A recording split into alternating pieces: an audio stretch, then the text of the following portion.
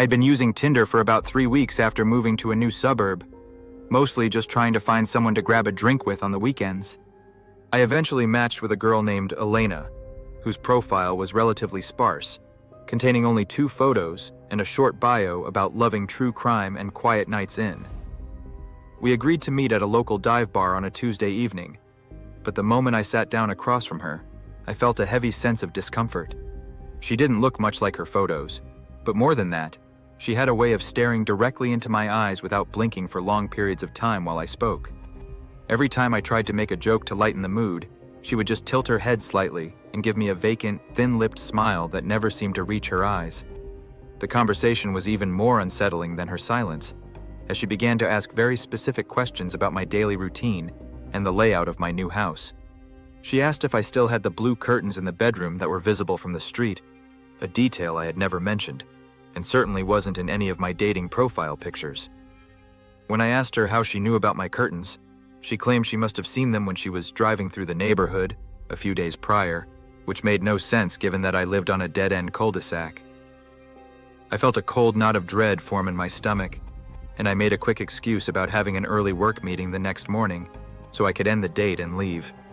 As soon as I got into my car and made sure the doors were locked, I opened the app and immediately blocked Elena's profile and deleted our entire conversation history.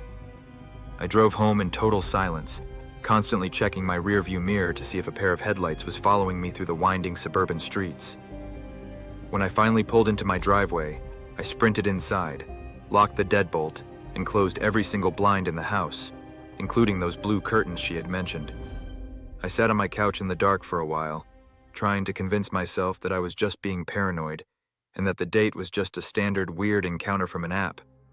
About an hour later, I decided to check my phone one last time before heading to bed, and for some reason, I opened the Tinder app again to see if my account was still active. To my absolute horror, even though I had blocked Elena and her profile should have been completely gone from my interface, her name appeared at the very top of my matches list. Next to her name was a glowing green dot and the text "Active Now," which felt impossible given the software's standard blocking protocols.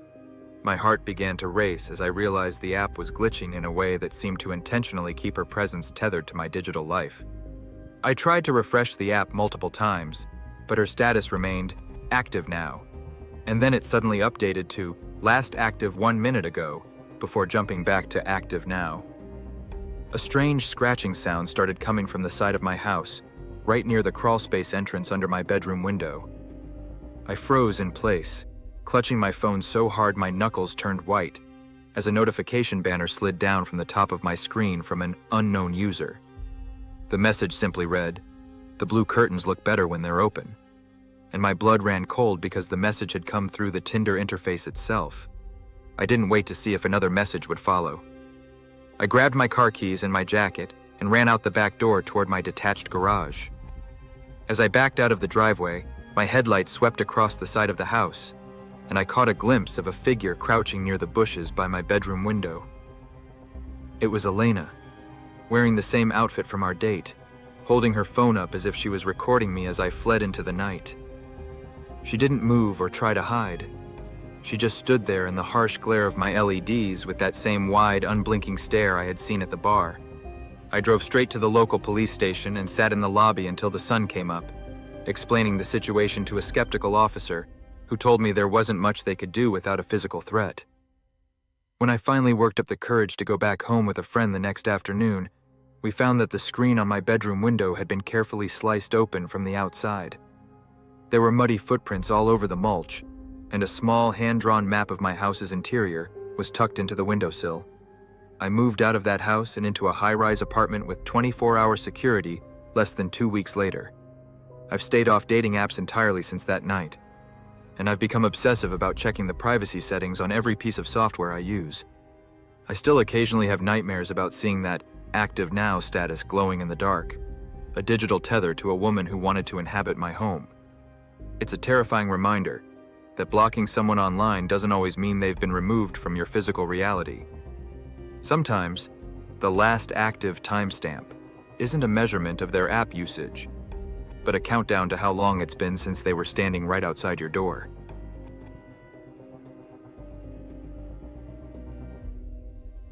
I've always had a fascination with vintage glass and display cases, so I frequently browse Facebook Marketplace for unique curio cabinets to house my growing collection of antique bottles. Last month, I found a listing for a stunning, floor-to-ceiling mahogany cabinet with curved glass panels and intricate floral carvings along the crown. The seller, an elderly woman named Mrs. Gable, was only asking $40 for it, which was an absolute steal for a piece of that quality and age. The only catch was that I had to drive nearly 2 hours out into the rural countryside to a remote farmhouse to pick it up myself. The drive was long and lonely, taking me through miles of overgrown cornfields and winding dirt roads that felt like they hadn't been paved since the 1950s. I finally reached the address, a sprawling 2-story farmhouse with peeling white paint and a porch that looked like it was sagging under the weight of its own history. Mrs. Gable met me at the door, and she was a tiny, frail-looking woman who seemed to be constantly shushing the air around her, as if she were listening for something. She led me inside, and the air in the house was thick with the smell of old paper and something metallic that reminded me of wet copper. The curio cabinet was located in the center of a large, empty dining room, and it was even more beautiful in person than it had been in the marketplace photos. As I began to inspect the glass for cracks, Mrs. Gable stepped closer to me and whispered, "Do you hear the people upstairs?" I paused and listened intently, but the house was deathly silent, save for the wind whistling through the old floorboards and the distant caw of a crow. I told her I didn't hear anything, but she just nodded slowly and asked the same question again, her eyes darting nervously toward the dark staircase in the hallway. We began the process of carefully wrapping the glass panels and moving blankets to ensure they wouldn't shatter during the long drive back to the city. Every few minutes, Mrs. Gable would stop what she was doing, tilt her head, and ask me if the people upstairs were being too loud for me to concentrate. I tried to play it off as a joke, asking if she had a large family living with her, but her expression remained deadly serious as she claimed she lived entirely alone. The more she insisted on the noise, the more I began to feel a prickling sensation of unease crawling up my spine, as if I were being watched from the ceiling. As I was leaning over to tape the last blanket onto the mahogany frame, a massive, thunderous thud echoed from the floor directly above our heads, followed by the sound of something heavy being dragged across the wood. It was so loud that the glass in the curio cabinet rattled against the frame, and I jumped back, nearly knocking over a stack of packing supplies. Mrs. Gable didn't even flinch.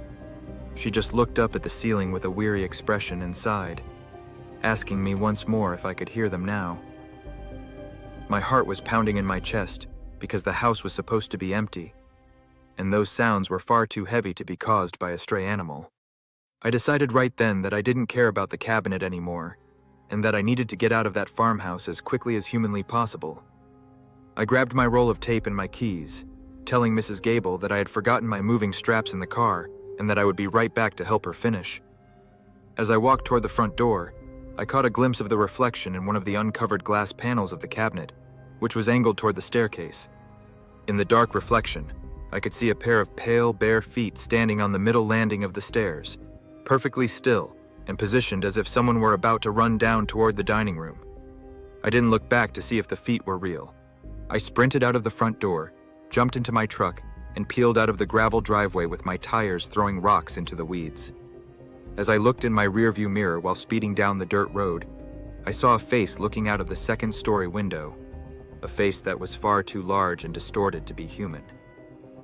Mrs. Gable was still standing on the porch, waving goodbye with a stiff, mechanical motion that looked like she was being operated by invisible strings. I didn't stop driving until I reached a well-lit interstate gas station nearly 40 miles away, where I sat in my truck and tried to stop my hands from shaking. I never went back for the cabinet, and I blocked Mrs. Gable on Facebook Marketplace, but I still think about that thudding sound and those bare feet on the stairs. A few weeks later, I saw a news report about that specific farmhouse being investigated after neighbors reported strange, rhythmic hammering sounds coming from the attic for weeks on end. The police supposedly found a series of hidden crawl spaces behind the upstairs walls, but they never released details on what, or who, had been living inside them. It's a terrifying reminder that some deals on the internet come from places where the silence is filled with things you were never meant to hear.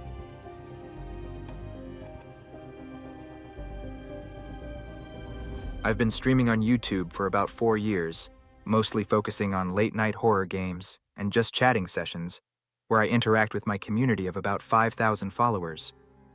My setup is in the attic of a house I rented specifically because it had a finished loft area that worked perfectly as a soundproofed studio. It was a cozy space with slanted ceilings and exposed brick, and I usually felt completely safe there, even when I was streaming until 3 or 4 in the morning. However, during a marathon stream last Friday, something happened that completely shattered my sense of security and made me question everything about my home.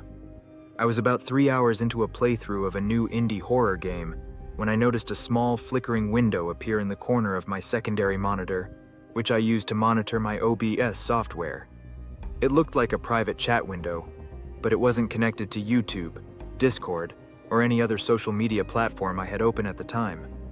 The interface was pitch black with lime green text, and the username of the person messaging me was simply Attic Guest, which I initially assumed was a clever prank from one of my moderators. I ignored it at first, assuming they were just trying to jump scare me while I was playing a particularly tense part of the game. The messages continued to scroll by in the peripheral of my vision, and they began to describe exactly what I was doing in real time, down to the brand of water I was drinking.